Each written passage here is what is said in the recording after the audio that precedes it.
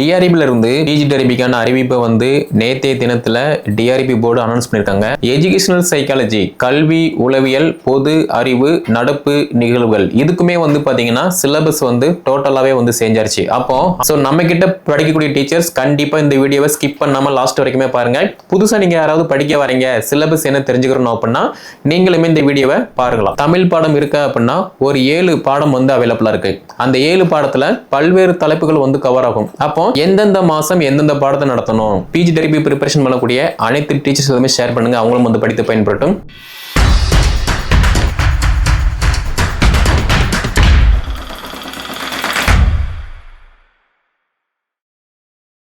டிஆர்பில இருந்து பிஜிடிஆர்பிக்கான அறிவிப்பை வந்து நேற்றைய தினத்துல டிஆர்பி போர்டு அனௌன்ஸ் பண்ணிருக்காங்க. அப்படி இருக்கும்போது எல்லாமே வந்து பாத்தீங்கன்னா நியூ சிலபஸை பேஸ் பண்ணி மட்டும்தான் எக்ஸாம் வந்து நடத்த போறாங்க. ஒவ்வொரு பாடத்துக்கும் சொல்லி தனித்தனி சிலபஸ் இருக்கு. நீங்க எந்த பாடமோ அந்த பாடத்துக்கான சிலபஸை பேஸ் பண்ணி நீங்க படிக்கும்போது மட்டும்தான் நல்ல மார்க் எடுக்க முடியும். அதே மாதிரி எஜுகேஷனல் சைக்காலஜி, கல்வி உளவியல், பொது அறிவு, நடப்பு நிகழ்வுகள் இதுக்குமே வந்து பாத்தீங்கன்னா சிலபஸ் வந்து டோட்டலாவே வந்து செஞ்சாருச்சு. அப்போ ஆக மொத்தம் பிஜிடிஆர்பி நீங்க ப்ரிப்பரேஷன் பண்ண போறீங்க, எக்ஸாமுக்கு வந்து அட்டெம்ப்ட் கொடுக்க போறீங்க அப்படின்னா எல்லாருமே வந்து நியூ சிலபஸை ஃபோக்கஸ் பண்ணி படிங்க. அது மட்டும் இல்லாம ஓல்டு புக்கெல்லாம் தூக்கி ஓரம் கட்டிக்கிட்டு இப்போ நியூ கரண்ட் சிச்சுவேஷன்ல என்ன அப்டேட் இருக்கோ, உங்க பாடம் சார்ந்த தகவல் என்ன அப்டேட் இருக்கோ, அதே மாதிரி கல்வி உளவியல் சார்ந்த அப்டேட் என்ன இருக்கோ அதை நல்லா படிக்கிற மாதிரி இருக்கும். அது மட்டும் இல்லாம பொது அறிவு, நடப்பு நிகழ்வுகள் அதை பொறுத்த மட்டும் நீங்க மேஜரை படிக்கும் போதே டெய்லியுமே வந்து அதை நீங்க நல்லா ரீட் பண்றீங்க. ஃபார் எக்ஸாம்பிள் நியூஸ் பேப்பர் வந்து ரீட் பண்றீங்க அப்படின்னா நல்லாவே வந்து கவர் ஆயிரும். ஓகே, ஸோ இந்த வீடியோ தொகுப்புல மேஜரை மட்டும் படிச்சு நம்ம வந்து அப்பாயின்மெண்ட் ஆர்டர் வந்து வாங்க முடியாது. சைக்காலஜி, கல்வி உளவியல், பொதறிவு, நடப்பு நிகழ்வுகள் கிட்டத்தட்ட 40 மார்க் வந்து நமக்கு மஸ்ட் இம்பார்ட்டன்ஸ். ஏன்னா 110 மார்க்கை பொறுத்த மட்டும் 110 கொஸ்டின் இருக்கு.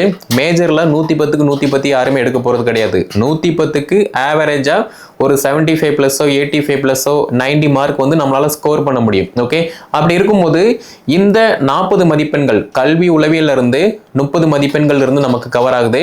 அப்போ இந்த 30 மதிப்பெண்கள் என்ன, நம்ம எப்படி படிக்கணும் அப்படிங்கிற மாதிரி டீட்டெயிலா இந்த வீடியோ தொகுப்புல வந்து பார்க்க போறோம். ஸோ நம்ம கிட்ட படிக்கக்கூடிய டீச்சர்ஸ் கண்டிப்பா இந்த வீடியோவை ஸ்கிப் பண்ணாம லாஸ்ட் வரைக்குமே பாருங்க. புதுசா நீங்க யாராவது படிக்க வரீங்க, சிலபஸ் என்ன தெரிஞ்சுக்கணும் அப்படின்னா நீங்களுமே இந்த வீடியோவை பார்த்துக்கோங்க. ஓகே, ஸோ நம்முடைய சேனலை சப்ஸ்கிரைப் பண்ணல அப்படின்னா சப்ஸ்கிரைப் பண்ணிக்கோங்க. ஸோ நியூ சிலபஸை பொறுத்த மட்டும் ஓல்டு சிலபஸ்ல வந்து 8 அலகு வந்து அவைலபிளா இருந்துச்சு. பட் நியூ சிலபஸை பொறுத்த மட்டும் 10 அலகு வந்து அவைலபிளா இருக்கு. பட் தேவையில்லாத எதுவுமே கிடையாது.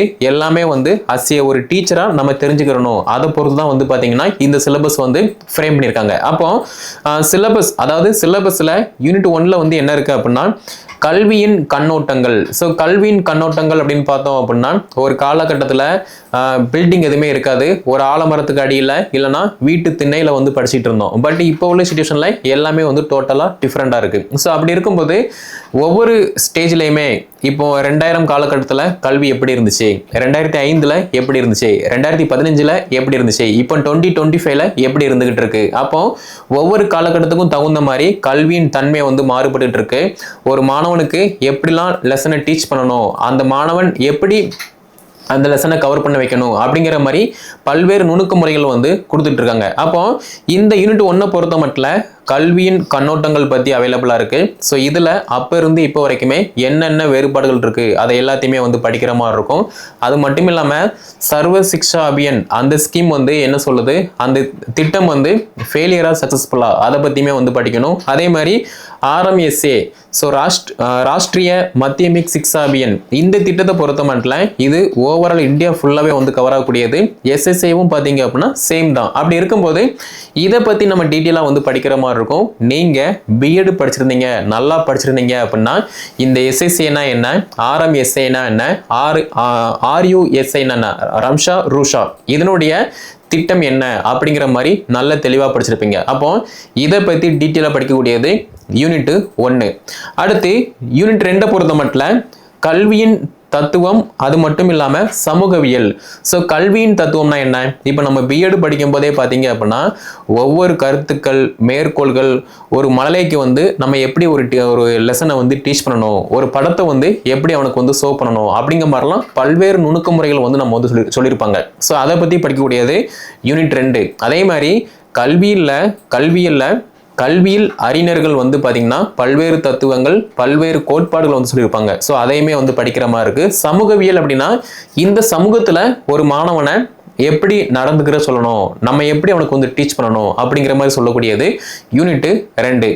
அடுத்து யூனிட் 3 பொறுத்த மட்டும் தமிழ்நாடு வரலாறு பண்பாடு. ஸோ இது ஏன் அப்படின்னா நம்ம வந்து ஒரு கவர்மெண்ட் ஸ்கூலில் வந்து ஒர்க் பண்ண போகிறோம் அப்படின்னா நார்மலாக ஃபெஸ்டிவல் வரும். இப்போ பொங்கல் வருது, தீபாவளி வருது, சம்திங் ஒரு ஃபெஸ்டிவல் வருது அப்படின்னா அந்த ஃபெஸ்டிவல் நம்ம ஏன் செலிப்ரேட் பண்ணணும், எதுக்காக செலிப்ரேட் பண்ணுறோம் அப்படிங்கிற மாதிரி இந்த யூனிட் 3ல வந்து நம்ம மாணவனுக்கு வந்து டீச் பண்ணுற மாதிரி இருக்கும், நம்மளுமே வந்து படிக்கிற மாதிரி இருக்கும். ஃபார் எக்ஸாம்பிள் இப்போ பொங்கல் வந்து நம்ம ஏன் செலிப்ரேட் பண்ணுறோம், தீபாவளி வந்து நம்ம ஏன் செலிப்ரேட் பண்ணுறோம், கிறிஸ்துமஸ் வந்து நம்ம ஏன் செலிப்ரேட் பண்ணுறோம், நம்ம தமிழ்நாடு விடுதலைக்காக பாடுபட்ட தமிழ்நாட்டின் விடுதலை பெண்கள் யாரு, அதே மாதிரி ஆண்கள் யாரு, அவங்களுடைய பிறப்பு, இறப்பு, எக்ஸெட்ரா, இது எல்லாத்தையுமே படிக்கக்கூடியது யூனிட் 3. அடுத்து யூனிட் 4 பொறுத்த மட்டும் குழந்தை பருவம், இளமை பருவம். ஸோ குழந்தை பருவம்னா என்ன, இளமை பருவம்னா என்ன? இப்போ 1ஆம் வகுப்புல இருந்து 5ஆம் வகுப்பு வரைக்குமே வந்து பார்த்தீங்கன்னா ஒரு குழந்தை ஆணோ பெண்ணோ படிக்காங்க அப்படின்னா அவங்களுடைய நடத்தைகள் வந்து வேற மாதிரி இருக்கும். அதே மாதிரி 6 to 8 படிக்காங்க அப்படின்னா அவங்களுடைய நடத்தை முறைகள் வந்து வேற மாதிரி இருக்கும். இப்போ 9th 10th படிக்காங்க அப்படின்னா ஒரு ஆணுக்கும் பெண்ணுக்கும் அவங்களுடைய நடத்தை முறைகள் வந்து வேறுபட்டதாக இருக்கும். அதே இது இப்போ +1 +2 படிக்காங்க அப்படின்னா டோட்டலாகவே வந்து இப்போ கீழ்நிலைக்கும் மேல்நிலைக்கும் வந்து ரொம்பவே வந்து டிஃப்ரெண்டாக இருக்கும். அதுவும் பாய்ஸ் ஸ்கூல் அப்படின்னா ரொம்ப சேட்டை பிடிச்ச பசங்களாக இருப்பாங்க, கேர்ள்ஸ் ஸ்கூல் அப்படின்னா அதை விடையும் சேட்டை பிடிச்சவங்களா இருப்பாங்க. அப்போ இவங்களுடைய தன்மைகள் என்ன, இதை ஆஸ் ஏ டீச்சரா நம்ம எப்படி அப்ரோச் பண்ண போறோம், இந்தந்த ஸ்டேஜில் வந்து அவங்க என்னென்ன சேட்டைகள் வந்து பண்ணுவாங்க, அதை எப்படி அவங்க வந்து கரெக்ஷன் பண்ணணும், அவங்க உடலில் ஏற்படக்கூடிய பல்வேறு மாற்றங்கள் என்ன, ஸோ நிறைய சீர்திருத்தங்கள், இது எல்லாத்தையுமே சொல்லக்கூடியது யூனிட் 4. அடுத்து பார்த்தோம் அப்படின்னா யூனிட் 5 பொறுத்த மட்டும் கற்றல் அண்ட் கற்பித்தல். ஸோ கற்றல்னா என்ன, கற்பித்தல்னா என்ன? ஸோ ஒரு கிளாஸில் அஸ் ஏ டீச்சரை நம்ம வந்து ஒரு லெசனை ப்ரெசன்டேஷன் பண்ண போகிறோம் அப்படின்னா அந்த லெசனை ஸ்டூடெண்ட்டுக்கு வந்து எப்படி புரிய வைக்கலாம், அந்த மாணவனை கிளாஸ் ரூமுக்குள்ளே நம்ம லெசனை கவனிக்கக்கூடிய வகையில் எப்படி அப்ரோச் பண்ணலாம் அப்படின்னு நிறைய நுணுக்க முறைகள் சொல்லக்கூடியது இந்த யூனிட் 5. அடுத்து யூனிட் 6 பொறுத்த மட்டும் நுண்ணறிவு, அதே மாதிரி ஆளுமை. ஸோ நுண்ணறிவுனா என்ன, ஆளுமைனா என்ன, அதை பற்றி வந்து நம்ம பிஎட்லேயே வந்து படிச்சிருப்போம். ஒரு மாணவனை எப்படி நம்ம அப்ரோச் பண்ணணும், ஒரு மாணவனின் நுண்ணறிவு திறன், அறிவுத்திறன் வந்து எப்படி மேம்படுத்தணும், ஆளுமைனா என்ன அப்படிங்கிற மாதிரி படிச்சிருப்போம். ஸோ அதை டீட்டெயிலாக படிக்கக்கூடியது இந்த 6வது அலகு. அடுத்து 7வது அலகை பொறுத்த மட்டும் கல்வி மதிப்பீடு. ஸோ கல்வி மதிப்பீடுனா என்ன, ஒரு காலகட்டத்தில் ஒரு மாணவன் நல்லா படிக்கான் அப்படின்னா ஈஸியாக வந்து அடுத்தடுத்த ஸ்டேஜுக்கு வந்து பார்த்தீங்கன்னா மூவ் ஆன் ஆகுற மாதிரி இருக்கும். பட் இப்போ உள்ள சிச்சுவேஷனில் கல்வினா இப்படி தான் இருக்கும், ஒரு மாணவன்னா இப்படி தான் இருக்கும், ஒரு ஆசிரியர் அப்படின்னா இப்படி தான் இருக்கணும் அப்படின்னு ஏகப்பட்ட ரூல்ஸ் அண்ட் ரெகுலேஷன் வந்து அவைலபிளாக இருக்குது. அப்படி இருக்கும்போது அதனுடைய கல்வி மதிப்பீடு எப்படி அப்படிங்கிற மாதிரி வந்து டீட்டெயிலாக படிக்கக்கூடியது யூனிட் 7. அடுத்து யூனிட் 8 பொறுத்த மட்டும் மேலாண்மை மற்றும் நிர்வாகம். ஸோ மேலாண்மை நிர்வாகம் இதில் வந்து நிறைய சப் டாபிக் வந்து கவர் ஆகிற மாதிரி இருக்கும். ஸோ சிலபஸை நீங்கள் வந்து பார்த்தீங்க அப்படின்னா ஈஸியாக அண்டர்ஸ்டாண்ட் ஆகும். இருந்தாலுமே தமிழ் மீடியம் சிலபஸில் நான் வந்து தெளிவாக கொடுத்துருக்கேன், அதை நீங்கள் வந்து ஃபாலோ பண்ணிக்கலாம். ஓகே. அடுத்து யூனிட் 9 பொறுத்த மட்டும் பாடத்திட்ட வடிவமைப்பு மற்றும் மேம்பாடு. இப்போ ஒரு பாடத்தில் ஃபார் எக்ஸாம்பிள் தமிழ் பாடம் இருக்கு அப்படின்னா ஒரு 7 பாடம் வந்து அவைலபிளா இருக்கு. அந்த 7 பாடத்துல பல்வேறு தலைப்புகள் வந்து கவர் ஆகும். அப்போ எந்தெந்த மாசம் எந்தெந்த பாடத்தை நடத்தணும், ஒரு ஸ்டூடெண்ட்டுக்கு எந்த லெசனை எப்படி டீச் பண்ணணும் அப்படின்னு நிறைய நுணுக்க முறைகள் சொல்லக்கூடியது இந்த யூனிட் 9. அடுத்து யூனிட் 10 பொறுத்த மட்டும் கற்பித்தல் அண்ட் கல்வி தொழில்நுட்பம். நான் ஃபர்ஸ்டே சொன்ன மாதிரி ஒரு காலகட்டத்தில் இப்போ இருக்கிற மாதிரி ஒரு கிளாஸ் ரூம் இருக்காது, ஃபேன் இருக்காது, ஏசி இருக்காது, கம்ப்யூட்டர் இருக்காது, எதுவுமே இருக்காது. ஜஸ்ட்டு ட்ரெஸ் மட்டும் போட்டுட்டு போவோம். ஒரு ஆலமரத்துக்கு கீழே நம்ம உட்காந்து படிக்கிற மாதிரி இருக்கும். அப்படி இல்லைன்னா வீட்டு திண்ணையில் படிக்கிற மாதிரி இருந்துச்சு. பட் இப்போ உள்ள சிச்சுவேஷனில் காலத்துக்கு தகுந்த மாதிரி, ஒவ்வொரு மாதத்துக்கும் தகுந்த மாதிரி, ஒவ்வொரு வருடத்துக்கும் தகுந்த மாதிரி ஒரு மாணவனுக்கு எப்படிலாம் ஒரு ஸ்பெசிலிட்டியை வந்து ஏற்படுத்தி கொடுக்கணும் அப்படின்னு தொலைநோக்கு பார்வையோட வந்து பார்த்தீங்கன்னா அரசு பள்ளியாக இருக்கட்டும், தனியார் பள்ளியாக இருக்கட்டும், பல்வேறு திட்டங்கள், அதே மாதிரி தொழில்நுட்ப முறைகளை வந்து கொண்டு வராங்க. அப்போ அதை பற்றி படிக்கக்கூடியது யூனிட் 10. அப்போ இதை நம்ம எப்படி படிக்கணும் அப்படின்னா, ஒரு காலகட்டத்தில் இப்போ 1997 வந்து கல்வியின் தன்மை வந்து எப்படி இருந்துச்சு, அந்த காலத்தில் இந்த தொழில்நுட்பங்கள் வந்து இருந்துச்சா, அப்போ இருந்த கல்விக்கும் இப்போ இருக்கிற கல்விக்கும் என்னென்ன டிஃப்ரெண்ட் இருக்கு, அதே மாதிரி கல்வியில் பல்வேறு திட்டங்கள் இருக்கு, மத்திய அளவில் மாநில அளவில் பல்வேறு திட்டங்கள் இருக்கு.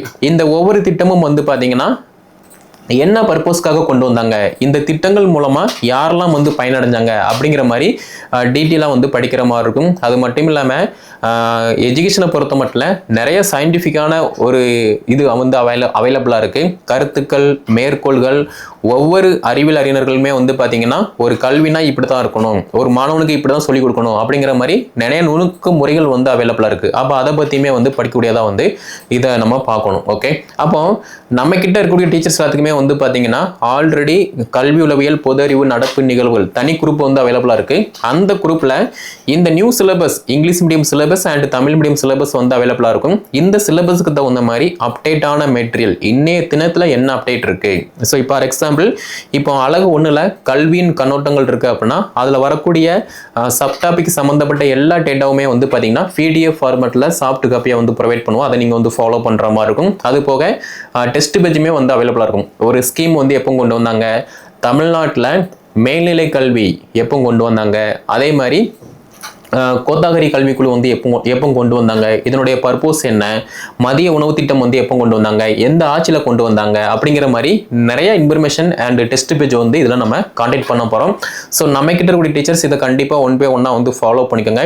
எல்லாமே நீங்கள் OMR சீட்டில் வந்து ப்ராக்டிஸ் பண்ணுங்கள். ஓகே, ஸோ புதுசாக படிக்க வரவங்களும் சிலபஸை பாருங்கள், ப்ரீவியஸ் இயர் கொஸ்டினை பாருங்கள். ஸோ பேசிக்லேருந்து நீங்கள் படிக்க ஸ்டார்ட் பண்ணீங்க அப்படின்னா ஈஸியாக எல்லாத்தையுமே வந்து கவர் பண்ண முடியும். ஓகே, ஸோ உங்களுக்கு வேறு ஏதாவது டவுட் இருந்துச்சு அப்படின்னா கீழே கமெண்ட்டில் வந்து லீவ் பண்ணுங்கள். இந்த வீடியோ தொகுப்பை பிஜி டெரிபி ப்ரிப்பரேஷன் பண்ணக்கூடிய அனைத்து டீச்சர்ஸ் எல்லாமே ஷேர் பண்ணுங்க, அவங்களும் வந்து படித்து பயன்படுத்தும். நம்முடைய சேனலை சப்ஸ்கிரைப் பண்ணல அப்படின்னா சப்ஸ்கிரைப் பண்ணிக்கோங்க. கீழே டிஸ்கிரிப்ஷனில் வாட்ஸ்அப் நம்பர், கான்டாக்ட் நம்பர் கொடுத்துருக்கேன். அதை கான்டாக்ட் பண்ணி நீங்கள் பிஜி டெரிபி எக்ஸாமுக்கு படிக்க விருப்பப்படுறீங்க அப்படின்னா நம்ம அகாடமியில் ஜாயின் பண்ணி ஈஸியாக வந்து படித்து சக்ஸஸ்ஃபுல்லாக ஒரு கவர்மெண்ட் ஸ்கூலில் கவர்மெண்ட் டீச்சராக பண்ணிடலாம் வரலாம். ஓகே, ஸோ நம்பிக்கையோட உங்கள் மேலே நம்பிக்கை வச்சு நீங்கள் படிக்கிற பட்சத்தில் ஈஸியாக வந்து பாஸ் பண்ண முடியும். ஸோ உங்களுக்கு வேறு ஏதாவது டவுட் இருந்துச்சு அப்படின்னா கீழே கமெண்ட்டில் எழுதுங்க. இந்த வீடியோவை எல்லாருக்கும் ஷேர் பண்ணுங்க.